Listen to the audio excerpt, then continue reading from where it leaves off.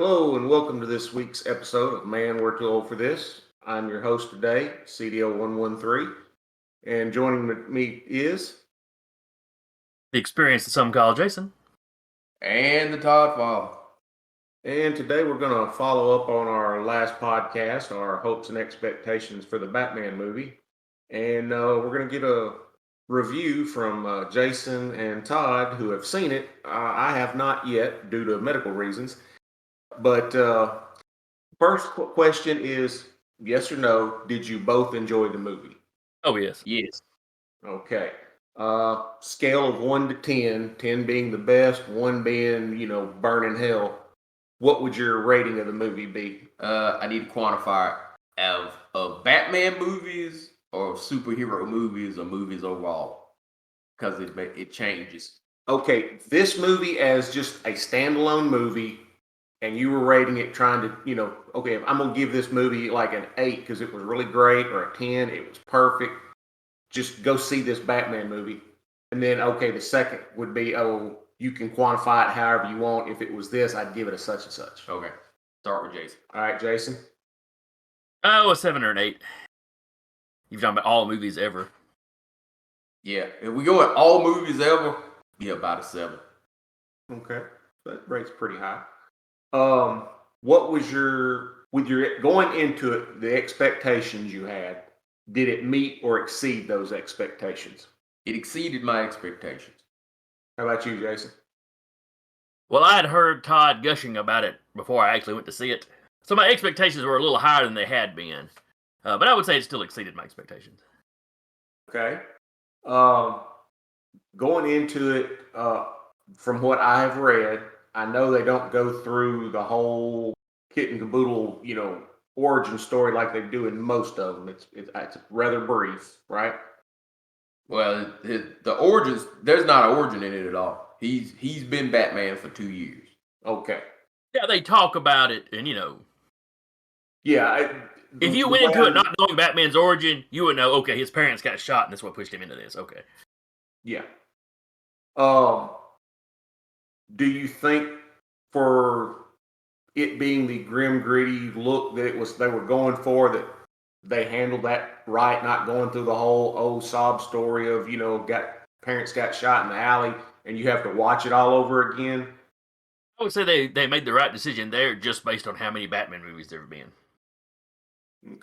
You just don't need to see that again. No, once you know that, hey, that happens, you don't need to see it every Batman movie. What was your favorite part of the movie? I'm going to let Todd take this one first. Because I'm sitting there going, I'm trying to pick. Is there a scene or a moment in the movie that stands out to you more? There's a lot of them. That's the problem. All right, well, let me ask you this. Was it a slow burn or was it a continual boil? When I saw it my second time, one of the guys that I was with kind of echoed me the first time I saw it. This movie gonna kick ass about 10 minutes into it. About 10, 15 minutes into it, you sit there and go, ooh, this is gonna be some shit. Yeah, I can't really think of any slow bits, particularly. Where it felt like it was starting to kind of slow down. Well, the reason I asked that question is one of the people on Facebook was talking about, they went into it expecting, because it being a detective story, expect it to be like a slow burn or a simmer, like, okay, you got a few bubbles every now and then. But he said going into it, it was like, no, once you turn the heat on, it stayed a rolling boil for the better part of the movie. You had a few, simmer spots, but mostly it was, action, plot, intrigue, continual story. It's 7. If you took out Brad Pitt's character and stuck Batman in it. It being labeled a detective story, did they live up to that? Oh, yeah. Yeah. Oh, hell yeah. I know going into it on our last podcast, we discussed how much the Riddler reminded us of Hush. Did that ever pan out? Kinda. Yeah. Yeah. It's Spoilers. if you need them, go ahead. Because it strikes me that he was that reporter's kid. What reporter? Well, like I said, it goes into the whole. It goes into yeah, that's a major plot point. And if he was the reporter's kid, it's never flat out said. It's just kind of heavily insinuated that he may be. Yeah, if he was the reporter's kid, he would have had the same last name as Hush. He'd have been an Elliot. The reporter was named, his last name is Elliot. I would argue that they didn't particularly insinuate that, though. That was kind of what I got from it. Yeah. Just some random. That's just it. They don't go out. He might have been that reporter's kid.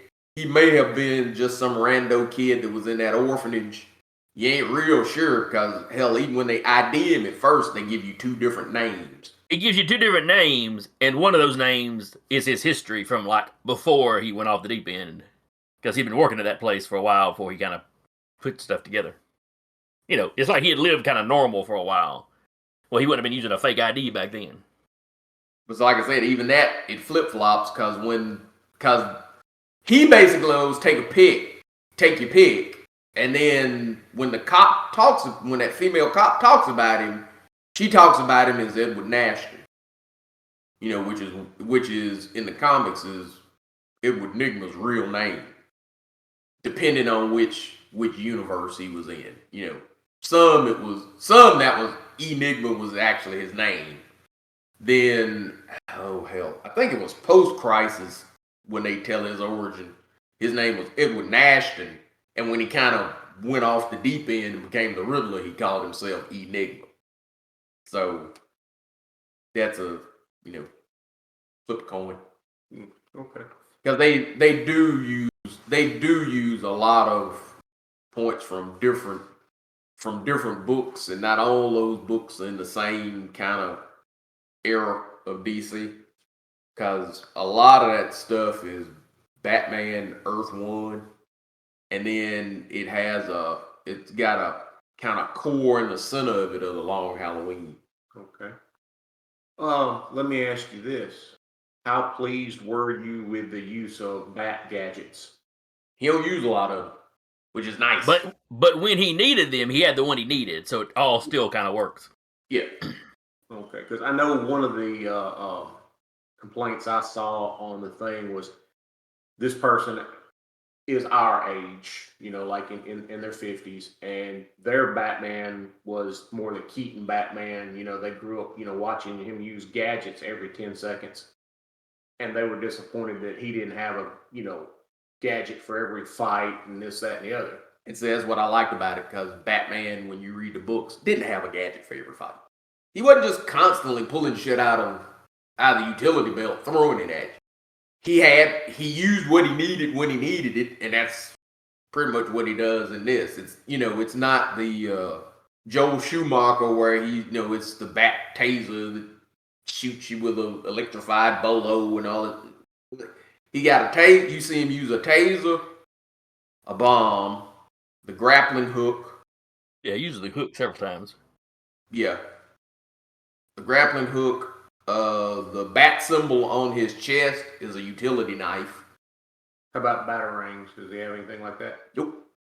The closest he comes to a batarang is, like I said, is the symbol on his chest, and like I said, he uses that as a knife, and he does that twice. Now, one little thing that I did thought was neat was the grappling hook. It's like it's attached to his arm. It kind of springs into his hand when he's going to fire it. Yeah. Which is a nod towards realism, because you'd have to have that thing anchored to the suit to actually pick you up, or you yank kind of like a Yeah. dismounted Derringer. Okay. Yeah, he does that, and it flips into his hand, and he uses. Yeah. Okay. Like, there's a little nod toward realism, because if you tried to swing like that, in real life, assuming you could keep your grip, it'd pull your shoulder out of joint. Yeah. And he does have a flying squirrel kind of harness in there. Well, like if you were, was it base jumping?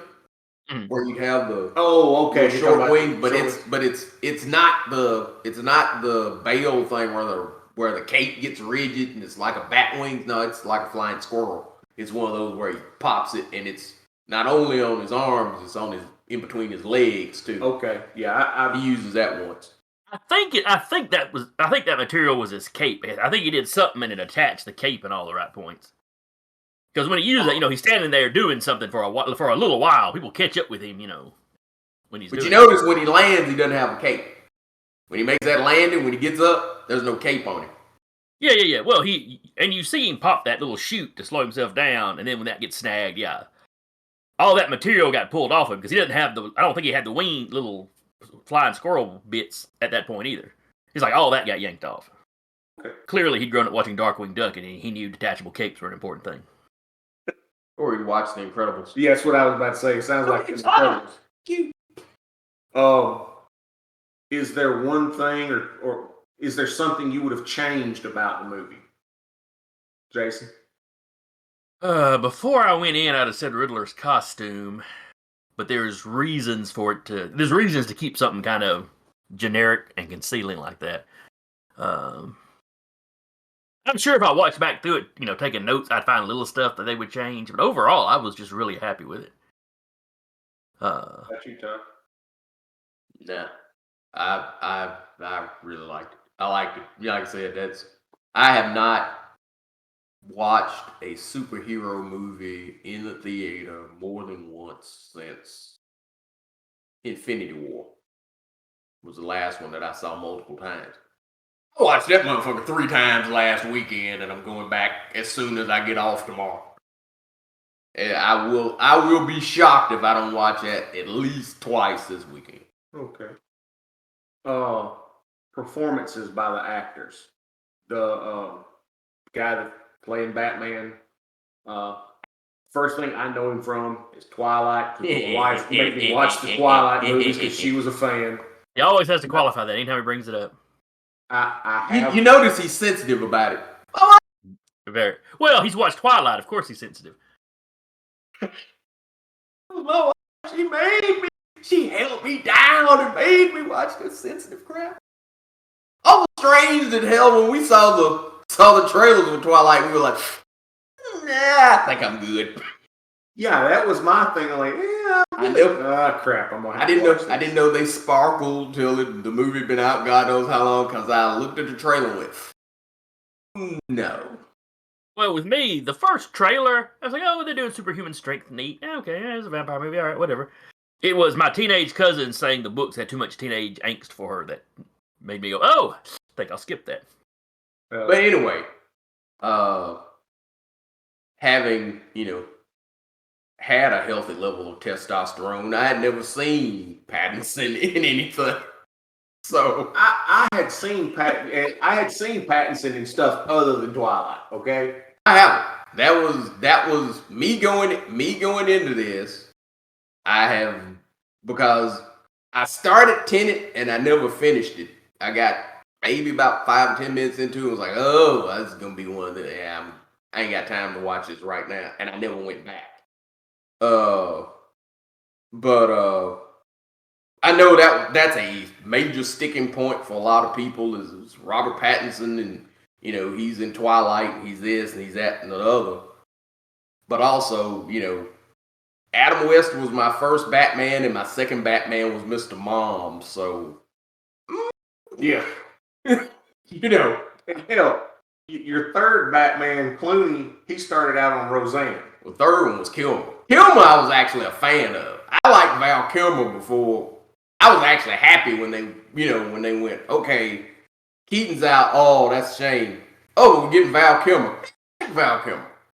So, I could see him, he's a little bigger. He was a little more Bruce Wayne-y to me than I was hoping they were going to do something with his hair color, but they said, yeah, fuck it.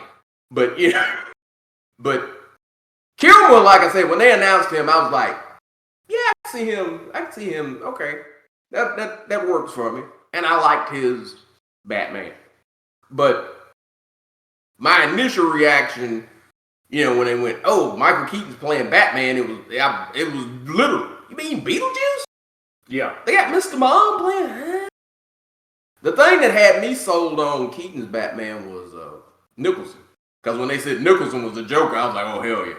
That's brilliant. Because anybody that's seen The Shining, you sitting there going, oh, yeah. That's Joker for your ass. So I didn't have the Pattinson hang up. I didn't sit through Clooney. Well, I sat through Clooney, but I sat through him at home. If I can sit through Clooney, I can sit through anybody. So, and Pattinson does a great job as Batman. One of the complaints that you'll see online is they do him the same way that they used to do Andrew Garfield. Oh, I loved his Spider-Man, but I didn't like his Peter Parker. And I don't know why they use that as like an angle. People that they don't want to like them, and when the person does a good job, that's oh well, I loved him as Spider-Man, but his Peter Parker sucked. Oh, I loved him as Batman, but his Bruce Wayne wasn't no good. And one of the things that I posted afterwards was, when was Bruce Wayne ever in this movie? Because his year 2 Batman is still and it's the point of the damn movie, is the change in him.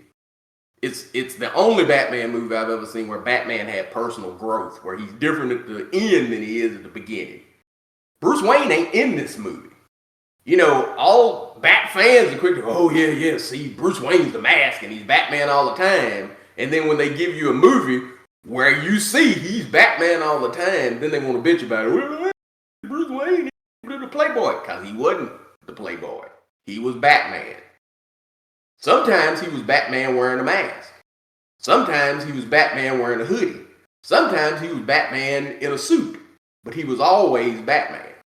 There was no, that was the one that showed you that, yeah, there ain't no, that's him. That's somebody suffering from PTSD, and he's truthfully about a hair's breadth from Arkham his damn self. Yeah. That was always one of my arguments or pet peeves, because family members, some of my aunts and uncles, when they think Batman, they think the old Adam West or the Keaton Batman. And I'm like, look, I've read the dead gum books. You're talking about a guy that, he's the flip side of the coin. You got Joker and you've got Batman. Both of them are crazy. They both have been through something that have drove them over the edge. The difference is the Joker, he has no personal qualms, or if the wind blows the right way that day, he's killing everybody he sees. If he sees a commercial that he thinks funny, he'll let a person live because it just cracks him up. Batman has felt personal tragedy and is like, I don't want to see anybody else go through what I went through, but he ain't in the right mind because he's putting on a suit jumping off a building, okay? Well, I could be an ass and basically say this. And it's one thing, because they do the parallel in this, but it's between him and the Riddler. Because that's Riddler's thing. Riddler thinks they're in it together. Batman creates the Riddler in this. When he sees Batman, he goes, oh, that's how you handle stuff. And the difference is Batman victimizes people that society don't give a shit about. You don't care what happens to a criminal. Yeah. That's really the only difference in them is, yeah, it's who each one of them kind of chooses to victimize. Because they both psychotic. I mean, yeah, the dude is walking around dressed like a fucking bat. He ain't all there. Yeah, and if he shows up and doesn't arrest you, he just shows up and beats the crap out of you. Yeah, he's in a pile waiting for the cops to come get you. Yeah, and Pattinson's is low on arrests. He pummels the hell out of it. And some of the dudes, I mean, he pummels the bejesus out of it. But you do that because it's, well, to quote Ledger's Joker, it's all part of the plan. Yeah. It's a criminal getting the living shit beat out of him, so you don't care. You sit there and go, that motherfucker deserved it. But that's not lawful, legal. You can argue, right? Did the punishment fit the crime? Who anointed this person, judge, jury, and executioner? Yeah. And Jason, after we saw the movie, had a great point about the Riddler. You can agree with the Riddler until he gets toward the end of his run. Yeah, the initial people he's taken out. Once you know what's going on, you can look at it and go, "Hey, that's typical Batman villain." Where you can see, you can kind of understand them up to this point, and then he crosses a line where he's just got to be stopped. A lot like Mr. Freeze in Heart of Ice. The Heart of Ice episode of the animated series. I went through the first half of that episode pulling for Mr. Freeze. Cause I'm like, yeah, that guy needs to go. Yeah, Jennifer and I watch FBI and FBI Most Wanted and stuff like that, and they had an episode where guy was going through and he was killing these, college. A couple of them were college age guys, and a couple of them were just fresh out of college. But you're like, and they were all in a fraternity, and you're like, why is he targeting them? And then you find out, yeah, they raped and murdered his sister, and then covered it up, and their rich families got them off. Got them. Yeah. So it's like, oh, okay. And when he's just killing them, it's like, okay, I can see his point of view. I would be in that mindset too if I had a sister, but it's when he goes over the line and he shoots the one guy and the guy's wife is there. He just shoots her too. It's like, hey, wait a minute. Now you talking collateral damage. That's a no. Now it's not rough justice. Now you just flat out murdering people. Yeah. And but to get back to what you were actually asking, because we start, you're talking about the performances, and we started talking about Batman, and we just kept going. Yeah, I was really, really impressed with Catwoman. Yeah. I'm completely blanking on her name at the moment. Correct. Thank you. I knew it, and I just lost it. Yeah, that is the best Catwoman I have seen, bar none. Yeah, she plays the hell out of Catwoman. It's my favorite Gordon. I heard a guy online bitching about it. Oh, he could have been everywhere. No, that Gordon, because that's the first one that Gordon pull a gun and get in the middle of shit. He was the first one that I've actually seen earn his pay. You have one scene of Oldman's do that in Dark Knight, but he's not Commissioner Gordon, he's Lieutenant Gordon. And even when you but he's more Batman Year One when Gordon was kind of the two-fisted, honest cop on the thing. Gordon ain't got no damn problem getting in the middle of shit, which I liked. That's one thing the movie does in its mystery, if Batman is Sherlock Holmes, his Watsons change. Because Catwoman is Watson sometimes, and then Gordon is Watson sometimes. Let's see, talking about that's one of the things, I watched the show Gotham from beginning to end, okay? And somebody on the thing that was talking about, they like this guy's, I can't think of that. Jeffrey Wright's portrayal of Gordon. My fun thing is I'm sitting there going, because his first role was Peoples Hernandez in Shaft.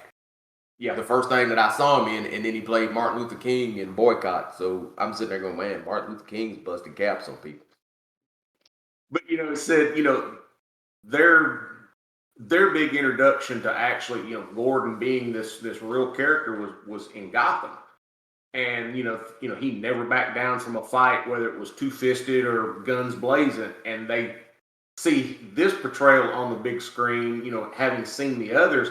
And it's like, I actually like this Gordon because he reminds me of the Gordon from the Gotham TV show. Is like he is a cop first and foremost.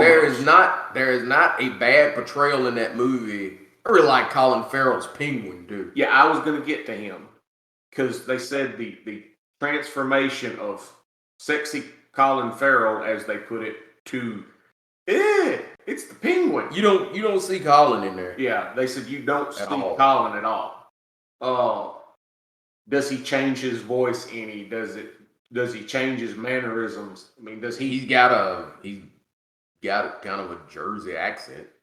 He's got kind of the typical mob speak, but like I said, Colin's not somebody I'd seen in a long time. So yeah, I'm sitting there for most of it going, yeah, I don't see Farrell at all. Penguin has obviously been through some shit because he's got a limp and he's scarred. I did enjoy the interrogation scene though. You end up with a scene with Batman and Gordon interrogating him. He's full ass on now. That was one of the lines I like. What is this good cop, batshit crazy cop? I like that whole scene because looking at it like a mystery, it's that scene where the detective puts forth, one theory that makes perfect sense, and then one little thing's like, no, that's not right, and then they have to move on. Yeah. One of the comments I saw from one of the people, can't remember if it was the guy playing Commissioner Gordon or if it was the one playing Catwoman. But they had met when they were doing their read throughs, they met Colin Farrell. And then the day of the filming, they're standing there and they're waiting for Colin Farrell to come on to do their scene.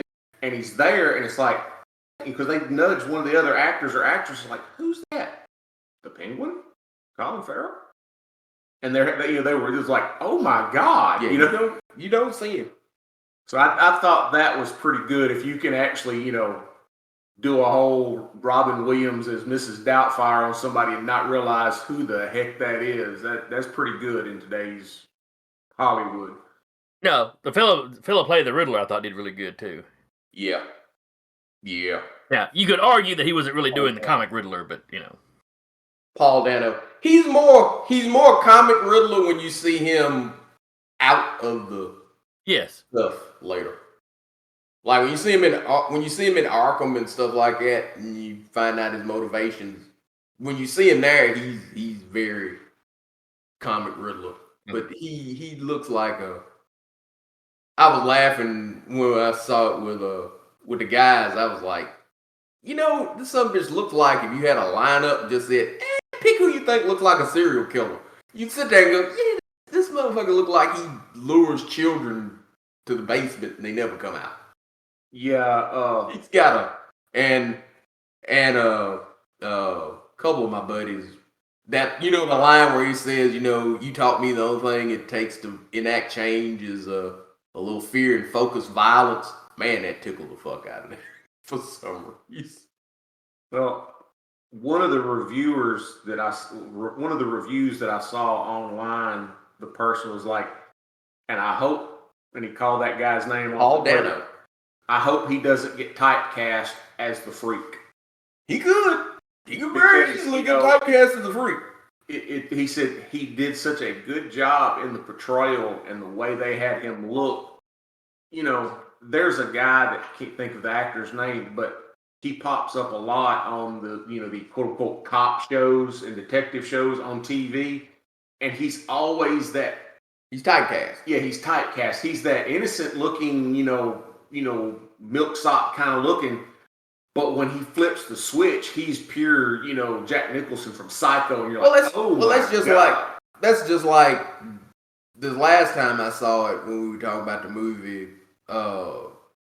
One of my buddies was basically going. He likes Dano's Riddler every much as he likes Ledger's Joker.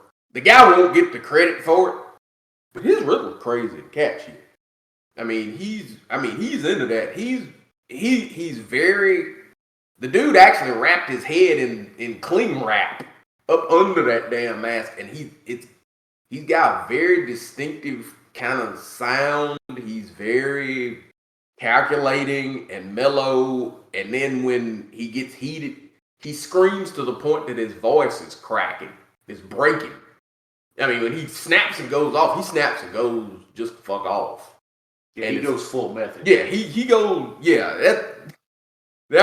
that was one of the things we were kind of sitting there going, man, I hope he ain't a method actor, because I swear to God, if I was in the house with that motherfucker, I might lock my door. This fucker's gone. When he goes off. And he got bless his heart, the man just got the wrong look. It's like, Mark was basically going, that motherfucker might be crazy for real. He getting that from somewhere. And as far as the character goes, when a man dressed as a bat goes, you out your goddamn mind. You're hit a level. Yeah, I would say so. All right, Jason. What'd you think of the Batmobile? I liked it to be an early in his career Batmobile, I really liked it. Though I think he used his bike more than he used anything. Yeah. And truthfully, you don't see the Bat cycle until the very, very end. What'd you think of the Batmobile, Todd? I didn't think I was gonna like it until it showed up on screen and the turbine screams. And that got me. I was like, oh, that's some... Jason hit the nail on the head. Batman in this, when he needs to be quiet, is typical Batman pop up. Oh shit, I didn't know you were there. But when he needs to be a drama queen, oh, that son of a bitch is a drama queen. You'll hear the heavy footsteps in the shadow, and everybody look in his direction, and he'll come striding out. Yeah, there's, and that's another thing. There's another two things that I want to put in there right quick, and it's the atmosphere of the movie itself. Gotham is its own character. It's dark. It's old. You can tell it's old. It's the feel of the movie is kind of heavy, and the soundtrack goes along kind of perfectly with the character and stuff like that. It's got a weight to it that I just love. It's like I said, that is my top Batman film. I don't give a fuck what nobody, I don't care what nobody else thinks. As far as me, that's the one that when I walked out, that was it. I went, they did that son of a bitch right. I was mad, truthfully, because the first time I saw it, I was by myself, and I'm sitting there in parts going, this is off the goddamn chain, and I didn't have nobody to talk to. I can see Todd sitting there. It was another nerd that I'd been talking to before the movie, but you know how you have to pick seats now. He had picked a seat higher up, and we had talked about what we had hoped and stuff like that, and he runs down the steps. What you think? I'm like, this is the goddamn chain. Yeah, it's...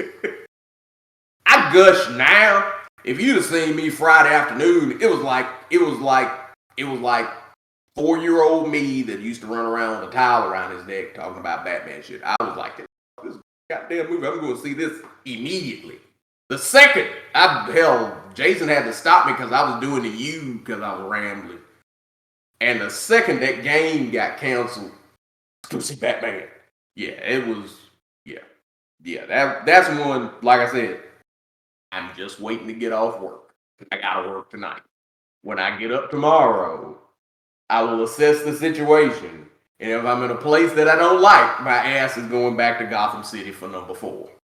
Don't be surprised if I leave the game Saturday and go to Gotham for number 5. And the only reason why I don't hit 6 on Sunday is because I gotta work. All right, Jason, how about you?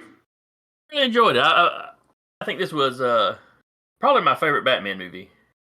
I'll say my favorite theatrically released one. Well, one I've seen in theater. Because I didn't see the Adam West one in the theater. But that one has a special place in my heart. Yeah. But no, this was probably the best one they've done. I don't know if I would call it... I don't think I would call it my favorite superhero movie. It's not my favorite superhero movie. But it is an excellent Batman movie, and I'd highly recommend it to anybody even passingly interested in Batman. Or mysteries. You have to put that caveat because I know, 2 weeks ago, Jason and I went to go see Death on the Nile, and I have seen some criticism of the Batman that I saw for Death on the Nile was that it was boring. Oh, this is boring. You gotta like mysteries. If you're used to Batman flicks where, okay, it's the Joker, you know it's the Joker, there's no real plan to it, it's just Joker doing Joker shit and Batman trying to stop him, and he's throwing a million gadgets out every 5 minutes and shit and that's what and explosions, you probably ain't gonna like that, because this one's, and I always feel like a snob when I go to movies cerebral, but it's cerebral. The thing about it, it's a murder mystery. If you like stuff like Seven, if you like stuff like Zodiac, if you like Death on the Nile, if you like things where you go in and you kind of have to, and you get into it and you're trying to figure out what the hell's going on in this movie with the characters, yeah, it's your cup of tea. And that's one thing. That's one of my things to Jason. I was like, you gonna like this one because it's actually him being the Dark Knight detective for once. Yeah. That's been a lot of the folks that I've seen reviews of. Is like he's actually a detective in this one. And how you made a comment about being cerebral. I can watch movie with murder mystery or any kind of mystery or deep plot kind of thing, and I'll sit there and watch the movie like I'm one of the characters in my head trying to figure it out with them. And when Jennifer and I first started dating and got married, she hated those kind of movies. She'd be like, "Why are we having to watch this?" Because I had to sit through such and such with you. But now she's gotten to where she will pick a movie that has that kind of plot where you got to sit there and pay it. Yeah, pay there's nothing wrong with that. Some people like to go to the movies and cut their brain off. Yeah. I like going to the movies and cut my brain off, but I also like mysteries. So if you get one, I think the thing that's it's the feel of this movie has got me going back over and over again. It's the one that feels most like the Batman comics that I used to grow up reading, and the ones that I would like. I tend to like any movie that kind of takes me on a mystery, and especially like if you can throw me off somewhere and it's like, oh shit, I didn't see that coming. Yeah. Because I'm that cat that held a lot of mystery movies. I can guess who did it from the trailer. I'm bad about that shit. Oh, that's killer. Oh, that's I can already tell that's so and so. Ah, shit. I thought I'd done that with this one. My Facebook post like, shit, I watched the damn third trailer. This motherfucker gonna turn out to be Hush. I kind of had that same thing about the Knives Out movie. Yeah, I guess Chris Evans watching the first fucking trailer. I was like, it's Chris Evans. You know why? Because he's Captain America. Nobody will figure it's him. It's him. And then when you watch the movie, you're like, oh, I did not see that coming. And it's one of those moments you sit there and go, oh, paid attention. Yeah, I didn't catch the clue. But yeah, so having a movie like that with superheroes, that's pretty cool. All right, Jason, last thoughts, comments? I pretty much already said it. It's a really good movie. If you're even passively interested in Batman, go watch it. Todd? Yeah, I thoroughly enjoyed it. I can't really find anything that I'd change about it. And the thing that worries me the most is with the first one being this good, I'm horribly afraid that the only place you can go is down. Well, maybe the next one will be action, and then they can go back for the third one. So that's, I told my girlfriend, and I was like, oh man, I love that movie. The thing that I can't see where they can go anywhere but down. When they get somebody more flamboyant in there, I think that whole detective thing that I like is all right. Well, I've been your host, CDL113, and with me today has been The Experience of Some Call Jason. And the Blurred Dawn of the Veil, the Toddfather. Oh, and if I can, please check me out. I've started a toy page on Facebook called Toying Around with TNT. Thanks. And don't forget to like, share, and subscribe. And that's it for the week. Peace.